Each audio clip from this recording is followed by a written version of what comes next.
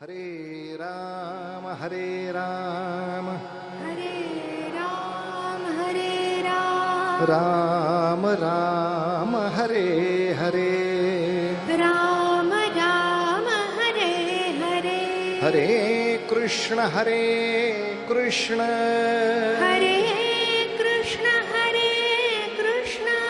कृष्ण कृष्ण हरे हरे कृष्ण कृष्ण हरे हरे गोपाल कृष्ण भगवान की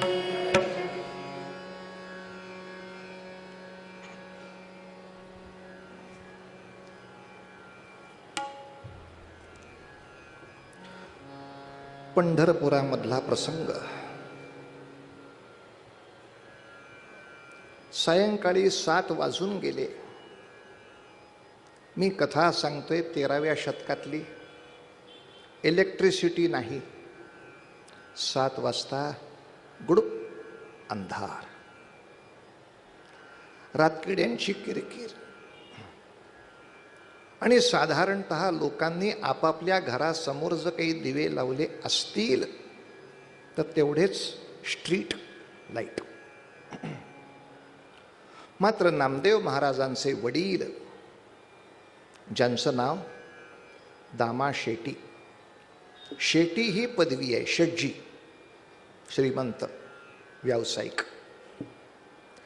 गोपालकृष्णाचे जे अनेक मित्र होते त्याच्यात एक दामा होता.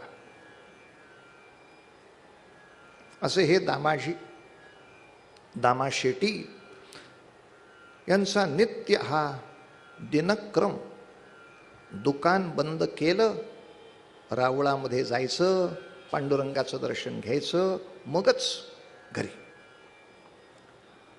त्या नियमाप्रमाणे आजच्या दिवशी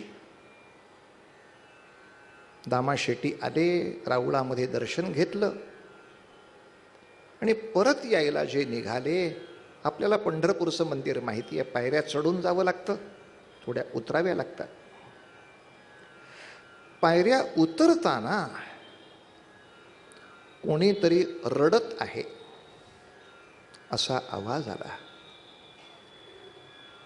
डोळे थोडे तिखट करून पाहिलं, कोण रडत आहे, कोण रडत आहे. ते एका कोपऱ्यामध्ये परकर पोलकं घातलेली छोटीशी मुलगी मुसमुस मुसमुस मुस रडत होती. रडून रडून डोळ्याचं काजळ अख्खं गालावर आणि केसाच्या झिंज्या. दामा शेटी तिच्या शेजारी जाऊन बसले. कोण ग तू? जनी. जनी बर. कुठं राहते? गावाला. हे तर कोणी आणलं? आईबाबांनी. कुठं आहेत ते? सापडत नाहीत.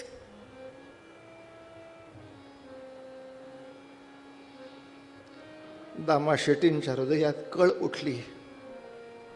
ही देवाला सोडलेली मुलगी आहे. अनेक लोक असे निवस करत पूर्वी, लेकरू होऊ दे, देवाला वाहतो. यामध्ये हे बहुतेक आईबाप तिला सोडून गेले. सापडत नाहीत आईबाप, नाही तापलं. तू घरी चल, आपण आईबाबांना शोधून काढू. येतेस माझ्या घरी? आईबाबांना शोधणार तुम्ही? चल.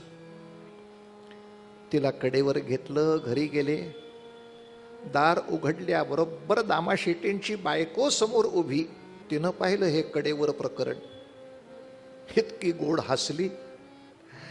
पटकन विचारते, काय हो, हा कुठला पांडुरंगाचा प्रसाद आणलाय? नामदेवांचं घर आहे. आपलं नव्हे. हे चित्र आपल्या घरामध्ये कल्पना करा फक्त. दार उघडल्यावर काय मशीन गन सुरू होईल.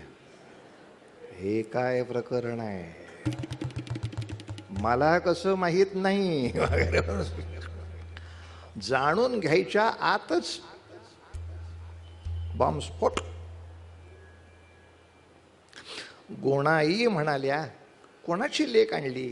अगं काय माहिती कुठल्या गावाची आली, जणी म्हणते. जाऊ दे, तिला आंघोळ घाला. ते टाळक्यामध्ये सगळी माती झाली आहे, केस बीस जरा सारखी करा, दुसरं कपडं द्या, हां जेवायला घाला, बघू काय करायचं ते. मिस्टर अफळे, आता काय झालं? दामा शेट्टींच्याकडे तिच्या मापाचे कपडे कसे असतील? म्हणलं तू एक बेअक्कल आहे का मी बेअक्कल आहे? दामा शेट्टींचा व्यवसाय मी मगाशी सांगितला ना तुला, ते शिंपी आहेत.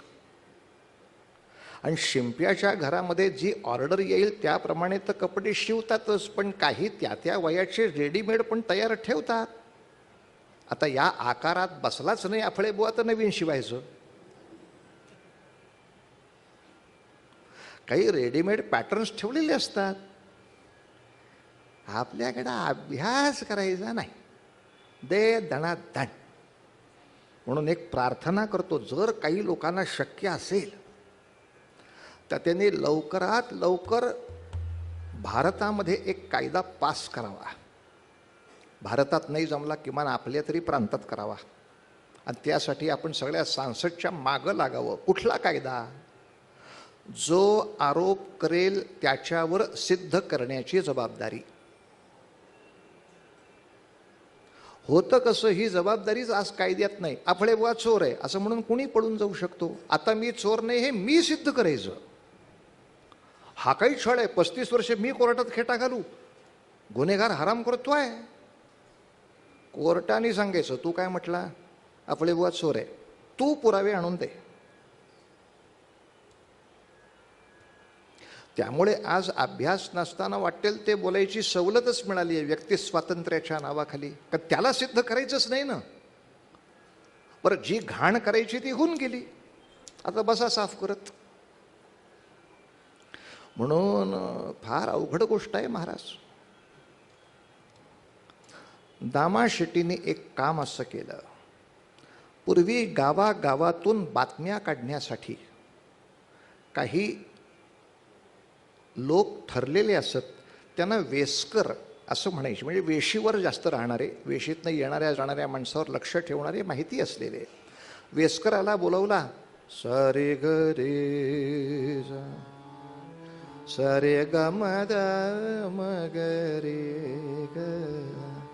त्याला पैसे दिले, पंचक्रोशीत फिर, तपास कर कोणाची मुलगी हरवली का. तो फिरला.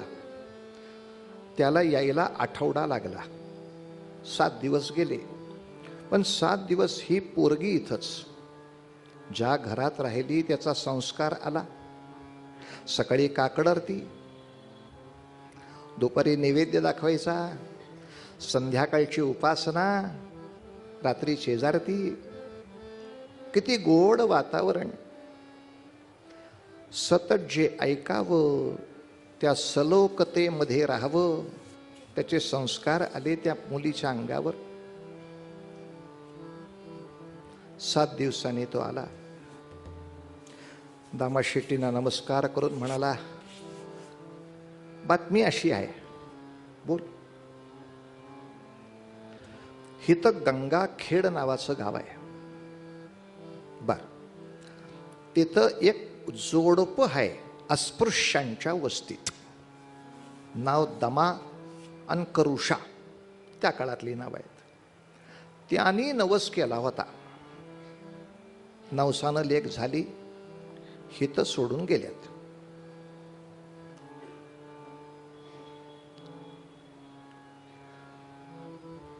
मग ते घ्यायला येणार नाहीत. आता तुमच्या घरात तिचा आसरा कोण येडं बाप घेऊन जाईल? तिथं झोपडीमध्ये 2 वेळच्या जेवायची मारामार आहे. तुम्ही शेडजी, दामा शेट्टींनी मुठभर पैसा उचलला, त्याच्या झोळीत टाकला. हयो यो यो बातमी काढायला एवढे? बातमी काढायला नाही, हे बाहेर कुठं बोलायचं नाही, त्याचे पैसे आहेत, येडेपणा करू नको. पण प्रश्न असा पडला, या मुलीला घरात कसं ठेवायचं? काय नात्यानं कसं ठेवायचं? दामा शेट्टींना असं वाटलं की हे फक्त आपणच ऐकलं. नाही बरं, तिनं पण ऐकलं. तिला माहीत होतं याला बातमीसाठी पाठवलाय. तो आला म्हटल्यानंतर ती लेकरं धावत आलं होतं, दाराआड थांबलं होतं आणि त्यांनी त्याच्या कानाने ऐकलं, आपल्या मायबापानं आपल्याला सोडलं आणि आता जे मायबाप मिळाले त्यांची काळजी आहे, हिला ठेवावं नाही ठेवावं. अशा वेळेला जे मनात कल्लोळ आले, संस्कारामुळे ते शब्द अभंगाचेच बाहेर आले. पांडुरंगाला विनवणी केली. नामदेवांच्या घरात सुद्धा गाभारा होता. त्या गाभाऱ्यासमोर गेली. पांडुरंगा, नदी गंगा जेव्हा सागराला मिळायला जाते तेव्हा ती आपला पिता हिमालय त्याला सोडून येते.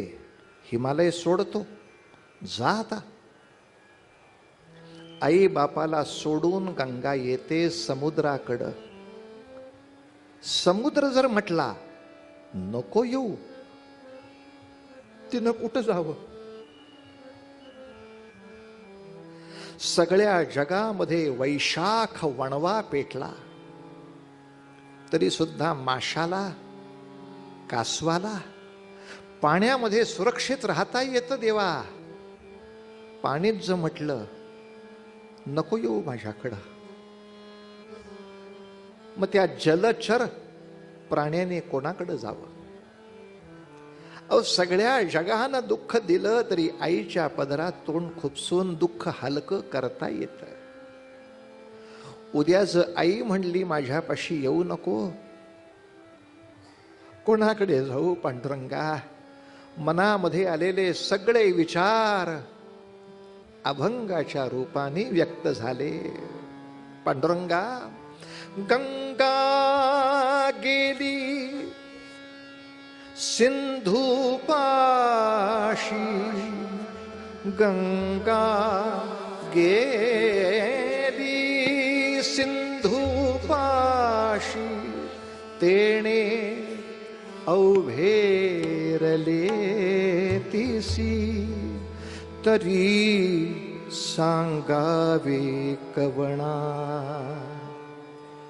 बोल बापा नारायण, बोल बापा नारायण, बोल बापा नारायण. गंगा गेली सिंधू पाशी, तेणे अवघेरले तिसी, तरी सांगावे कवणा. बोल बापा नारायण, बोल बापा नारायण.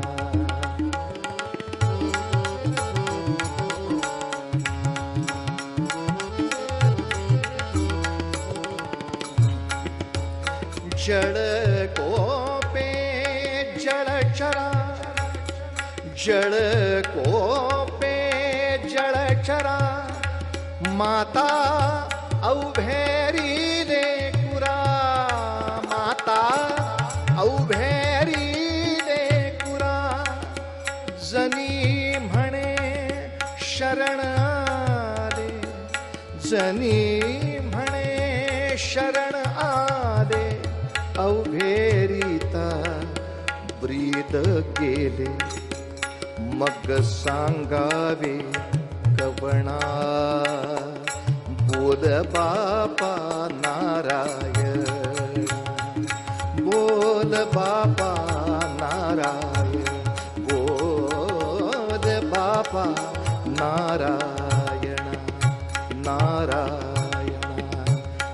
नारायणा. पंढरीनाथ भगवान की. तिच्या मुखातनं आलेली उत्कट अभंगवाणी ऐकली आणि गोणाई म्हणाली, दामाशेटींची बायकोच म्हणाली, राहू दे घरात हिला. आपली आणखीन एक लेख, नामदेवांना बहीण पण आहे, आणखीन एक लेख. या घराने जरी आपल्याला लेख म्हटलं तरी या घराने आपल्याला आसरा दिलेला आहे हे जनाबाईंना लक्षात आहे. आणि म्हणून त्यांनी पुढे आयुष्यभर आपली नाममुद्रा पक्की केली, मी तो नाम याची दासी. आता या घरामध्ये मी आहे ना, या घराने मला आसरा दिला ना, आता या घरात कसं वागायचं, असोनी संसारी.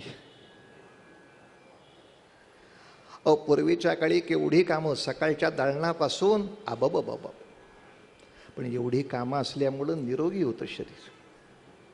आता मी लोणावळ्याला गेलो, कुठं, निसर्गोपचार केंद्र.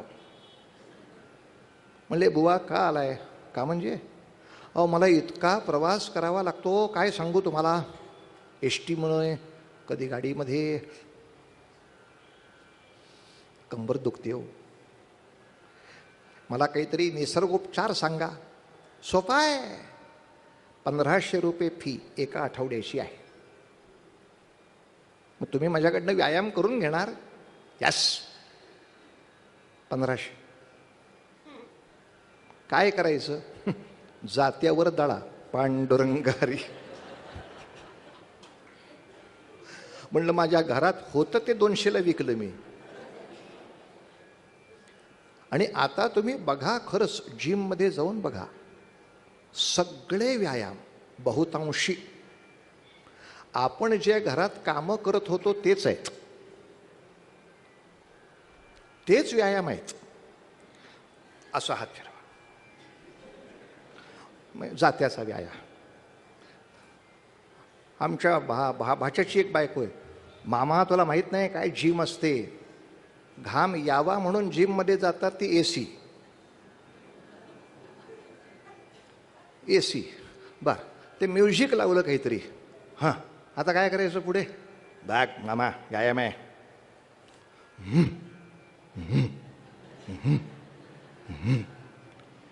असंच ताक घुसळलं होतं आयुष्यभर. आपण किमान या म्हणजे लोणी तरी निघत होतं. पहिले तुझं घामटही याच्यात तर निघत नाही.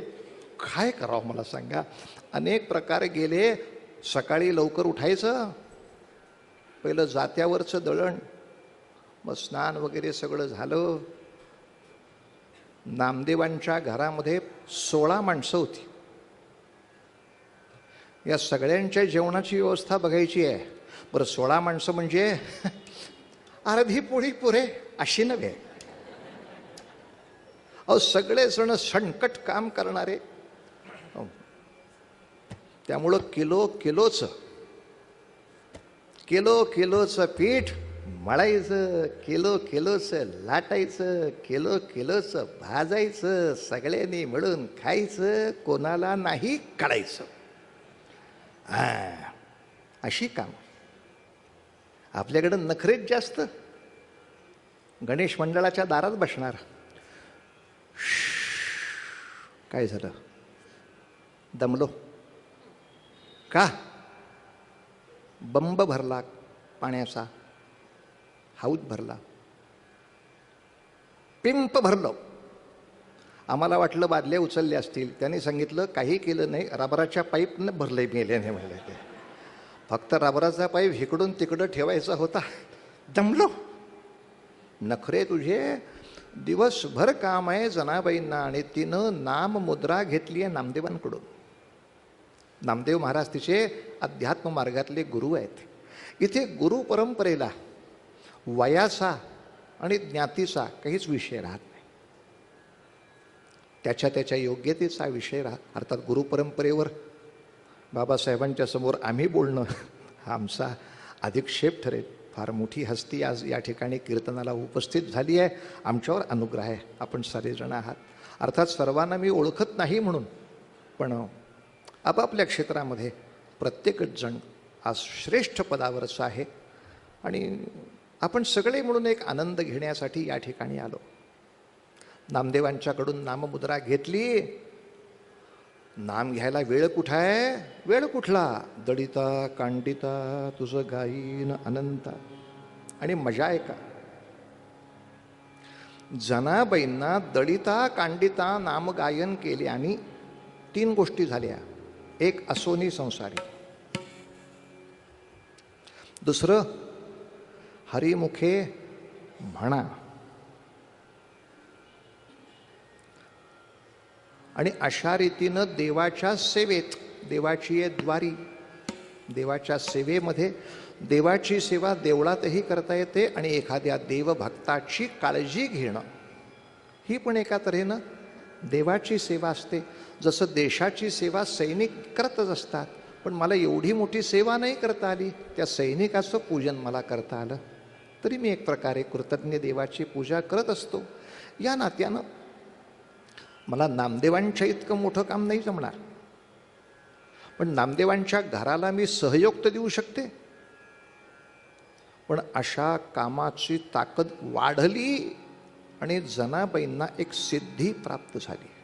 या सिद्धीचं वर्णन गाथेत आहे आणि ती सिद्धी अशी, त्या एकट्या गात असताना बाहेर दोघांचा आवाज यायचा. 2 जण गातात. ही परमार्थ मार्गातली सिद्धी आहे. अनेक योगी लोकांनी ही सांगितली आहे. म्हणजे स्वामी विवेकानंदांच्या चरित्रातही याचा उल्लेख आपल्याला सापडतो. अनेक त्यांचे मित्र सांगतात की स्वामीजी एकटे जरी ओंकार म्हणत असले, बाहेर आम्हाला भास व्हायचा की 2 जण जप करतायत. एक नाद त्यांच्यामध्ये मिसळून जातो. आता ते विवेकानंदांचे मित्र होते म्हणून शक्य आहे समजणं. पंढरपूर, जनाबाईच्या झोपडीतनं 2 आवाज खालास. अख्ख्या गावभर जनाबाईकडं गडबड आहे. 2 आवाज येत आहेत. पाटील, झडती घ्या. मग पाटील, कुलकर्णी, तलाठी, त्या काळातले जेवढे जेवढे जेवढे अधिकारी दुसऱ्या दिवशी जनाबाईच्या दारात सकाळच्या वेळेला अधिक 100 मुलांचा जमाव, साक्षीदार. बरं, जनाबाईला माहीत नाही जीर्णोद्धार करायला एवढी माणसं आली आहेत. एवढे सगळे झडती घेणार म्हणजे झोपडी पडायचीच हो. नवीन बांधायची म्हणजे जीर्णोद्धारालाच घ्यायला पाहिजे. पण तिनं आपलं जातं घेतलं. आता काही वेळेला माणसं म्हणतात, बुवा आम्हाला सुद्धा नाम घ्यायची, स्तोत्र म्हणायची इच्छा आहे हो. आता जातं कुठं आहे? कशाला जातं? पोळ्या लाटताना म्हणायचं. मग मी अख्खं रामरक्षा आईकडून ती पोळ्या करत असताना मी ओट्यावर बसायचो अशी शिकलो आहे. ती तिथं करायची. ते कणिक घेऊन अस्य श्री रामरक्षा स्तोत्र मंत्रस्य म्हण बुध कौशिक ऋषी ही देवता अनुष्ठुप असं मॅचिंग व्हायचं त्यांचं. पोळी टाकताना तोच अनुष्ठुप छंद हा सीता शक्ती. बघ पोळी फुगली, हनुमान कीलकम उतरवा खाली बघा. रामचंद्र प्रित्यर्थे जपे विधियोग. हा आता उगाच मे महिन्यात आया येतात. आमच्या मुलाला रामरक्षा शिकवायची आहे, कुठे पाठवू? कशाला पाठवू? त्याला ओट्यावर बसव, त्याला म्हणू माझ्या मागे म्हण काकड्या चीर. काय झालं? मलाच येत नाही. हे संस्कार शिबिर त्याच्यासाठी नकोच आहे. आपलं काय झालं बाळा? गांभीर्याने स्वतःकडे पाहण्याची वेळ आहे. माझ्या घरातल्या उपासना तगड्या केल्याच पाहिजेत. उपासना ही दोरी आहे. उपासनेला दृढ चालवावे. माणसं लबाडी करतात. उपास नेला, खा आता काय खायचं ते. असं नाही करू. पोळ्या करताना करता येतं. आम्ही रेडीमेड पोळ्या आणतो. जेवणाची ताटं मांडत असताना तर वेळ आहे का नाही? पण जेवण झाल्यानंतर 1-2 मिनटं वेळ आहे का नाही? काढायचा म्हटलं तर वेळ आहे हो. असं दळिता कांडिता तुझं गायीन अनंता, जनाबाईंना ती योग्यता मिळाली आणि बसल्या. दिशा उजळल्या गेला कोंबडा अरबून, दिशा उजळल्या गेला कोंबडा अरबून, अन सूर्याचे किरण येते डोंगरा मागून. अहो सूर्याचे किरण येते डोंगरा मागून, जनाई बैसली जात्यावरी दळायाला, जनाई बैसली जात्यावरी दळायाला. पांडुरंग सखा येई तिच्या गमदतीला, घरच्या पिठाची घालू भाकर देव देवा. ही गोडी अमृताची पांडुरंगा वाटे हेवा. दिशा उजळल्या गेला कोंबडा अरबून, सूर्याचे किरण येते डोंगरा मागून. झालं झालं झालं झालं. दळण संपलं, पीठ भरलं, टोपली घेऊन उभं राहिली, झोपडीचं दार उघडलं. समोर डोंगरच उभा. पाटील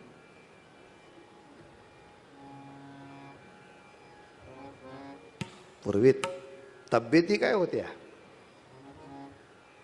आणि पाटलाचा आवाज म्हणजे साधारणतः मडक्यावर खडा घासल्यावर जितका आनंद येईल तसा. जणे ऐक. काय झालं पाटील? जणे आत कोण आहे? कोणी नाही जी. थापा मारू नको. 100 लोकांनी 2 आवाज ऐकलेत. कुलकर्णी आत शिरा बाहेर वडा. कुलकर्णी म्हणलं काय हॉटेल आहे काय? आत शिरा बाहेर वडा. विनोद नकोय. अहो मी आत गेलो असतो, पण लेकाचा धटिंगण केवढा मोठा आहे मला काय माहिती, मारलं की मला. आपण दोघंही एकदम जाऊ. जनाबाईच्या लक्षात आलं. जीर्णोद्धाराची सुरुवात. बरं झोपडी केवढी, हे स्टेज पण मोठं आहे. भिंती नव्हत्या, शेणानं सारवलेली लाकडाच्या तट्ट्या. त्याला मराठी भाषेत महाराष्ट्रात कुडं असं म्हणतात. कोडाची झोपडी म्हणजे अख्खी भिंत पण नाही, लाकडाच्या तट्ट्या अशा अशा अशा अशा, आणि त्याला शेणानं लिंपायचं. पश्चिमेकडचा वारा जास्त म्हणून 2 कुडं, बाकी 1. ते पाटील कुलकर्णी अख्ख्या झोपडीवर फिरले, थैथया नाचले. तळघर आहे का बघता, कुठं काय आहे? 2 भांडी, 1 लोटी, जातं घोंगडं, काही नाहीच घरात. एवढ्यात जिथं 2 कुडं होती, मध्ये पोकळ जागा असली की आवाज बदलतो. कुलकर्णीने टिचकी मारली. पाटील काय? लपाया जागा आहे, पोकळ आहे. काय म्हणता? मी बाहेरनं जातो, तू आतनं थांब. बरं. पाटील बाहेर, कुलकर्णी आत. त्यानं तिकडून फोपडा काढला, यानं हिकडून फोपडा काढला. यानं हिथं डोळा लावला, त्यानं तिथं डोळा लावला. पाटलाला कुलकर्ण्याचा डोळा दिसला, कुलकर्ण्याला पाटलाचा दिसला. दोघंही एका आवाजात बघतोय बघतोय बघतोय. हात घाला. इकडून पाटलानं हात घातला, इकडून कुलकर्ण्यानं हात घातला. धरलं धरलं. आता वाडा. फेविकॉलची जाहिरात. जोर लगा के, जोर लगा के, कड कड कड कड कड कड कड कड कड कड कड आवाज करा. जे सगळं झोपडं पडलं. मग त्या 100 पोरांनी झोपडं बाजूला केलं, भिंती बाजूला केल्या. तेव्हा दोघं शेकहँड करताना सापडले. ह्यातल्या काय कुलकर्ण्या. जने जने जने जने. अगं एवढ्याने आवाज ऐकला. कोण होता? खरं सांगू, पंढरीचा पांडुरंग. इथं पांडुरंग आला होता. मग आता कुठं आहे? हाय की इथं. आम्हाला कसा दिसत नाही? ते ज्याच्या त्याच्या भक्तीवर अवलंबून आहे ना. जसं आपण रेडिओ ट्रान्झिस्टर ऑन करा, जे स्टेशन लावाल त्याच्यावरचं गाणं ऐकू येईल. पण ट्रान्झिस्टर बंद असताना ते गाणं कुठं आहे? इथंच आहे की. ऐकू काय येत नाही? ट्रान्झिस्टर ऑन केलेलं नाही तुम्ही, कनेक्शन जोडलेलं नाही, नेट चालूच आहे. माझ्या मोबाईलला का रे मी नेट चालू नाही ना केलं? किंवा तुझ्या मोबाईलचं मॉडेल काय आहे? या सगळ्यावरती येणारा रिझल्ट अवलंबून आहे. आता साधं विज्ञान आहे तेच तिथे आहे, पांडुरंग इथेच आहेत. आणि मग काय म्हणते जनी, लपिवला त्याला कुठं? गीतेनं जे तिथं सांगावं ते जनाबाईंनी सोप्या मराठीमध्ये सांगावं. गीता सांगते, ईश्वर सर्वभूतानां हृद्देशे अर्जुन तिष्ठती. परमेश्वर चैतन्य रूपाने सगळ्यांच्या हृदयात आहे. जनाबाई हे सोप्या मराठीत सांगतेय. कुठं लपवला पांडुरंगाला? हृदयाचा बंदीखाना केला, हृदयाचा बंदीखाना केला. आत विठ्ठल कोंडिला मी, आत विठ्ठल कोंडिला ग. हृदयाचा बंदीखाना केला, हृदयाचा बंदीखाना केला, हृदयाचा बंदीखाना केला. धरिला पंढरीचा चोर, धरिला पंढरीचा चोर. गळा बांधोनी या दोर, धरिला पंढरीचा चोर. खूप मोठा अभंग आहे महाराज. या अभंगाचंच आध्यात्मिक निरूपण हा एक तासाचा विषय आमचा. असो, पाटलाच्या लक्षात आलं, बाई आपली योग्यता मोठी आहे. आणि सगळ्या पोरांना सांगितलं, हे गाजाड्या हो, उगा हिच्या नादाला लागत जाऊ नका. आपल्याला भक्ती कळत नाही, काय कळत नाही, कुठल्या योग्यतेची माणसं आहेत, नामदेवाच्या घरातली आहेत. असं करता? दम दिलं आणि गेले. पण माणसांना सहन होत नाही. या जनाबाईमुळं पाटील मला ओरडला काय? नाही जनाबाईचं वाटोळं केलं तर आपलं नाव वेगळं. मग देवळामध्ये चोरी केली, ते दागिने जनाबाईच्या झोपडीत टाकले. सकृत दर्शनी पुरावा, जनाबाईनं चोरी केली. त्या काळात एकदा तो पुरावा सापडल्यावर मग हायगही नाही. देवळामध्ये देवाचे दागिने चोरलेस, बास जने तुला शिक्षा एकच, 16वर देणार, तुला 16वर देणार. मग साग मग साग मध गमद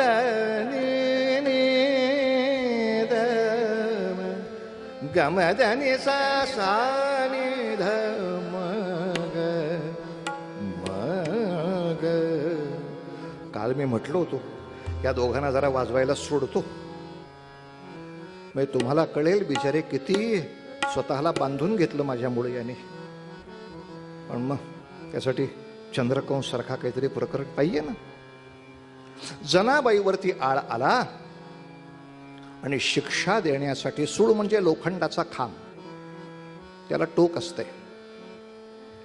आरोपीला वर चढवायचा, आरोपीचं पोट टोकावर घ्यायचं, त्याला आडवा करायचा, खेचायचा. रक्ताच्या चिळकांड्या उडतील अशी भयान अवस्था. पण अशा ठिकाणी जनाबाईंना नेत असताना मुखावर समाधान, हास्य, चिंता नाहीच. का? मीच देवाची द्वारी जन्मभरी आहे. मला चिंतेतून सगळ्या प्रकारची मुक्ती देणारा तो आहेच. आयुष्यभर हरिमुखे म्हणा, कधी चुकवलंय? असोनी संसारी, हेही कधी चुकलं नाही. मग पुढचं उत्तर चुकीचं येईल कसं? आणि त्यातून मला सद्गुरूंची कृपा प्राप्त आहे, नामदेव महाराजांचा आशीर्वाद प्राप्त आहे. तर मग मला संकट येईलच कसं? ऐशा संता शरण जावे, ऐशा संता शरण जावे ऐशा संता शरण जावे जनी म्हणे त्याला ध्यावे जनी म्हणे त्याला ध्यावे त्याला ध्यावे संत भार पंढरीत संत भार पंढरीत कीर्तनाचा गजर होत कीर्तनाचा गजर होत संत भार पंढरीत संत भार पंढरीत ऐशा संता शरण जावे ऐशा संता शरण धारिन दिन धारिन दिन दाना तिन तिन ता द द द तन तन तन द द द तर तर काही चालेल. आता ह्यांच्याकडे आता ते म्हणतील तसं सोळावर जाऊ.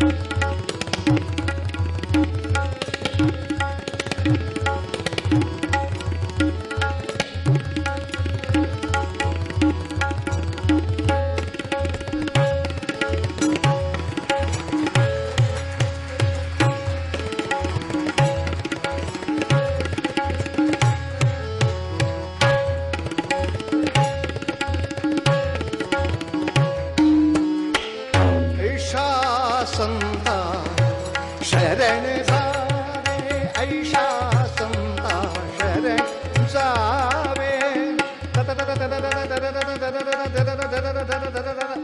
सनई वाजल्यासारखं वाटेल ना जरा. हा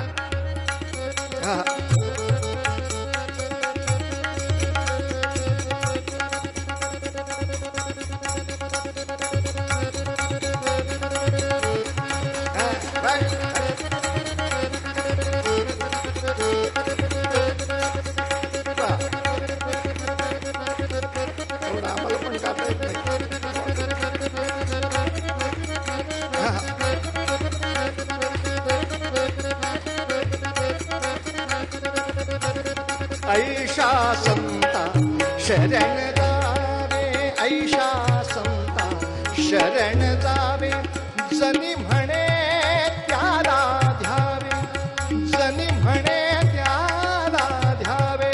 संत भार पंढरीत संत भार पंढरीत संत भार पंढरीत पंढरीत पंढरीत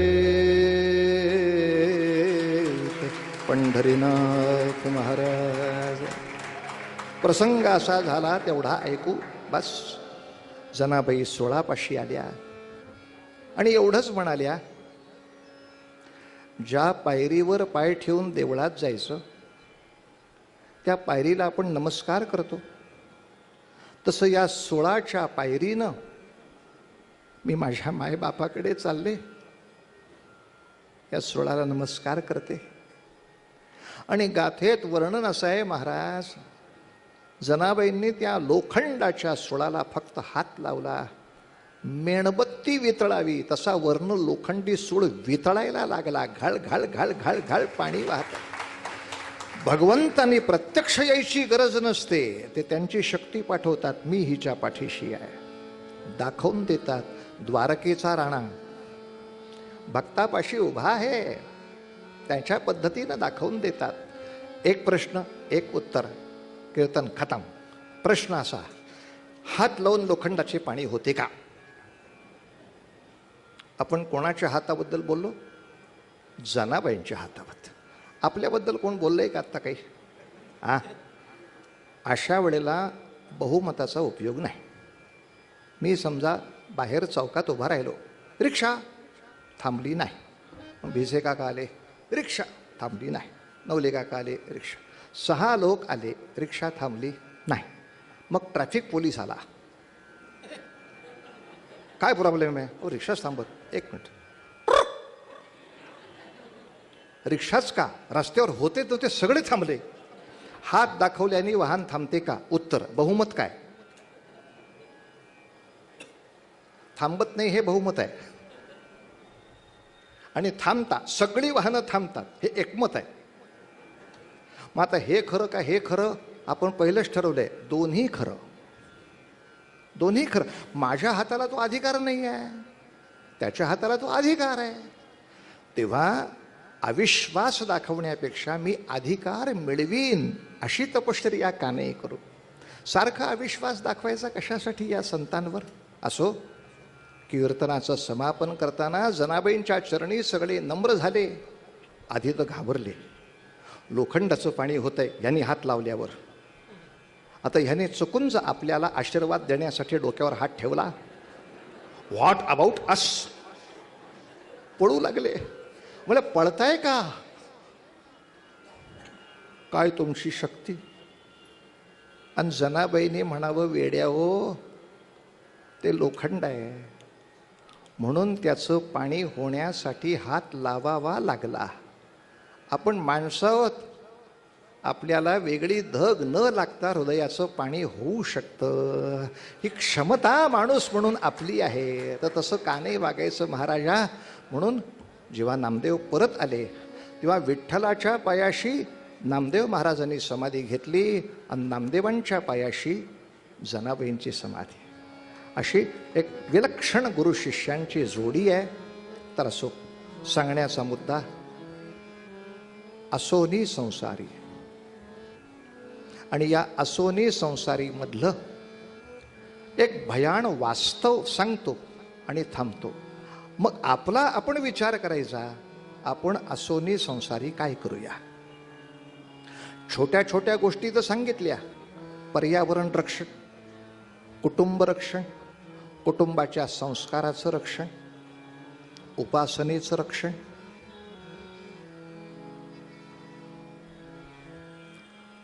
पण असोनी संसारी याला एक प्रचंड आव्हान आलेलं आहे. ते म्हणजे आज भारत एका बाजूनं म्हणतोय की स्वावलंबी समर्थ भारत 2047 पर्यंत आपण पूर्ण करणार. या निश्चयाने देशाची कार्यवाही सुरू. समृद्ध भारत 2047, अजून इतकी वर्ष आहेत. आणि ही घोषणा सरकारची चाललेली असतानाच 47 साली भारतामध्ये एकही हिंदू जिवंत ठेवायचा नाही आणि कुठलीही सत्ता हिंदूंच्या ताब्यामध्ये टिकू द्यायची नाही. असतील तर आपले भोग दासी म्हणून त्यांना वापरायचं. अशा तऱ्हेनं गजवाय हिंदची घोषणा सुद्धा 47 सालापर्यंत भारताला हिंदू मुक्त करणे अशी जागतिक स्तरावरची प्रतिज्ञा आहे. खरं तर इतर कुठल्याच पंथीयांना जिवंत ठेवायचं नाही असं जागतिक ध्येय आहे. पण याचा पहिला प्रयोग संपूर्ण भूमी एकाच प्रकारची कशी होते याचं प्रात्यक्षिक पाहिजे ना. तर पहिला प्रयोग या सगळ्यांच्या मनात असा आहे की हा प्रयोग त्यांना भारतात करायचा आहे. हे टार्गेट ठेवून संख्या वाढवणं चालू आहे. त्या संख्येची न्यूसन्स व्हॅल्यू वाढवणं चालू आहे. दुर्दैवाने एक एक दिवस उशीर झाला तर काय प्रमाणात संख्या वाढून देशावर संकट येते याचा फार गांभीर्याचा विषय न होत असल्यामुळे समान नागरी कायदा पुढे पुढे जात राहिला. कायदा होईल तेव्हा होईल, त्याची अंमलबजावणी होईल कशी माहीत नाही. पण एक दिवस पुढे गेला की एका दिवसाला भारतात 40,000 मुलं जन्माला येत आहेत. आणि जेव्हा भारताचा सर्वनाश करायचा असं ठरवून एक प्रचंड मोठी संख्या शस्त्रासकट उभी असेल तेव्हा मी विचार करायचा आहे, आपले बुवा या भारतात जिवंत असताना असोनी संसारी काय केलंस बाळा? असोनी संसारी काय केलंस? आत्ताच 2 मिनिटापूर्वी आमची चर्चा झाली भिसे साहेबांबरोबर. हीच अनेकांना कसं बसं वडिलांचं नाव माहिती आहे, आजोबांचं तर नाहीच नाही. पणजोबा विचारू नका. आजोबांचं नाव तुला माहिती का रे? माहीत नाही. किती वर्षापूर्वी आजोबा होते? 100 वर्षापूर्वी. माहिती आहेत नाव यांच्या आजोबांचं? नाही. पण 400 वर्षापूर्वी राणा प्रताप होते. माहिती आहे नाव? हो. राणा प्रतापच काय, त्यांच्या घोड्याचंही नाव माहिती आहे. 400 वर्षानंतर राणा प्रतापांचं नाव माहिती आहे, त्यांच्या घोड्याचं नाव माहिती आहे, पण माझ्या परिवारातल्या आजोबांचंही नाव मला माहीत नाही. याचं फार काही मोठं कारण नाही. एक माझ्याकडे परंपरा पाळली गेली नाही हे कारण सोपं, पण याच्यापेक्षा अवघड कारण आपल्या काळात राणा प्रतापांसारखी आठवण काढावी असं काही केलं नाही ना. नाव कोणाचं राहतं? राणा प्रताप त्यांच्या काळामध्ये असोनी संसारी. मी स्वराज्य उभं करायचा उद्या ते टिकेल का नाही माहीत नाही. पुढची पोरं काय कर्मदरिद्री आहेत का कर्मसन्याशी आहेत आम्हाला काय माहिती. माझ्या काळाला जे दायित्व आहे ते मी पूर्ण करणार. आणि म्हणून 2च वाक्य आपल्याला गजवाय हिंदपासून जर वाचायचं असेल असोनी संसारी, नाही तर सगळं जग एकच म्हणेल पांडुरंगाची आस धरून एवढे भक्त होते. असोनी संसारी नव्हते, आपापल्या पुरते होते, आत्मोद्धारापुरते होते. राष्ट्रोद्धाराची फार कमी काळजी करणारी माणसं होती हिंदू जमातीत. असा काहीतरी दोष आपल्यावर येईल. म्हणून 2 वाक्य. काय केलं म्हणजे ह्या सगळ्या संकटातून तरुण जाऊ बुवा खूप विस्ताराने सांगून झालं. आता संक्षेपात सांगायचं तर समाजामध्ये आणि आपल्या कुटुंबामध्ये आणि आपल्या स्वतःमध्ये उपासनेची शक्ती वाढवायची आहे. स्वतःमधली, परिवारामधली आणि तशीच परिसरामधली, परिचयामधली चौकशी करायची. काय उपासना करता, का नाही करत? करा. उपासनेची शक्ती वाढवायची आणि दुसरं शक्तीची उपासना वाढवायची. या 2 खांबावरती भारत तगणार महाराज. तुमची आमची मुलं फक्त हरिमुखे म्हणा असून उपयोग नाही. त्याला उद्याच्या युद्धात लाठी चालवता आलीच पाहिजे. त्याला उद्याच्या सगळ्या संघर्षामध्ये त्याला हाती मिळेल ते शस्त्र घेऊन संपूर्ण हिंदुस्थान हिंदूंपासून मुक्त करण्याचा जो भयानक डाव उभा आहे त्या डावाला विजयी होऊ का नाही माहीत नाही, पण यशस्वी प्रत्युत्तर देऊन का होईना मृत्यू घेऊ. एवढ्या सामर्थ्याने मला माझ्या पुढची पिढी उभी केली तर चांगलं आहे. नाही तर पुन्हा जग म्हणणार यांची दैवत होती महिषासुरमर्दिनी, मेले गांडुळासारखे लेखाचे. महिषासुरमर्दिनीचं एक शस्त्र नाही कुणी उचललं आणि असलं तर वापरलं नाही. कर्मदरिद्री हिंदू असं नाव जाईल, नाव जाईल. आणि म्हणून आपल्या या पूर्वजांचं नाव टिकवण्यासाठी संतांनी सांगितल्याप्रमाणे भगवंताच्या साक्षात्कारासाठी देवाची द्वारी उपासना करायचीच आहे. मात्र असोनी संसारीसाठी माझ्या सुरक्षेच्या बरोबरीनं माझ्या देशाची सुरक्षा कशी राहील, माझ्या सगळ्या परिवाराची सुरक्षा कशी राहील, याच्यावर गंभीर विचार करायला हवा. काय सांगू महाराज, काय भयान वास्तव आहे. देशाला संपवून टाकण्यासाठी जे आतंकवाद्यांचे कॅम्प आहेत, तिथल्या उपस्थिती हजारोंच्या संख्येनं विद्यार्थी आहेत. आणि याच्यापासून वाचण्यासाठी दुर्गा वाहिनीचं शिबिर असो, सेविका समितीचं शिबिर असो, बजरंग दलाचं शिबिर असो, संघाचं शिबिर असो, विश्व हिंदूचं शिबिर असो, 10-10 कोटी हिंदूंमधनं मुलांची उपस्थिती 100, 200, 300. प्रत्येक हिंदूला मनातून वाटतच नाही की बाबा माझा पोरगा, माझी मुलगी उपासनेनं ताकदवान आणि ताकदीची उपासना करून, अरे फार देश नाही वाचवता आला, झांप्या तुझ्या आईबापाला वाचवणे इतकी जरी ताकद मिळवलीस, लढाईची नको पळायची ताकद मिळवलीस तरी खूप झालं. जगशील तर. तेव्हा असोनी संसारी हिंदूंचा नाही उपयोग झाला, ही अपकीर्ती आपल्याला आपल्या देशाला नको आहे. एक कबीराचा दोहा आहे. कबीरांचा दोहा असा, सगळ्या जंगलाला आग लागलेली असताना एक गरुड जळणाऱ्या झाडावर बसून राहिला. एक संन्याशी म्हणाला, आग लगी है बन को, जंगलाला आग लगी है बन को, जल रहे है पात, पानं पेटली आहेत. ए पंछी उड जा, पंख है तेरे साथ, तू इथून जाऊ शकतोस, जा. आणि तेव्हा तो गरुड म्हणतो, संन्याशी फल खाये इस पेड़ के, आजपर्यंत मी जगलो या भारतीय संस्कृतीच्या वृक्षावरती, याची चांगली फळं मी चाखली आहेत. फल खाये इस पेड़ के गंदे किए है पाप, माझे सगळे दोष, माझे सगळे पाप या भारतीय संस्कृतीनं धुवून ठेवली आहेत. अब यही मेरा फर्ज है, जल भी जाऊ तो इसके साथ. एवढी आपल्या मातृभूमीची आणि देशाची परमनिष्ठा मनामध्ये बाळगली की त्याला म्हणायचं, असोनी संसारी जिव्हे बेगुकरी, असोनी संसारी जिव्हे बेगुकरी, वेदशास्त्र उभारी बाह्या सदा, वेदशास्त्र उभारी बाह्या सदा.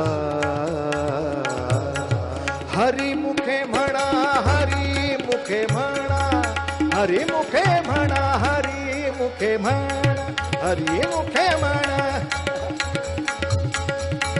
हरी मुखे म्हणा, म्हणा.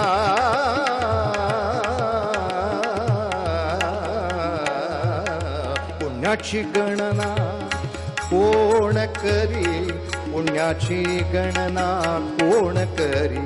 हरी मुखे म्हणा, हरी मुखे म्हणा, हरी मुखे म्हणा, हरी मुखे म्हणा, हरी मुखे म्हणा. पंढरीनाथ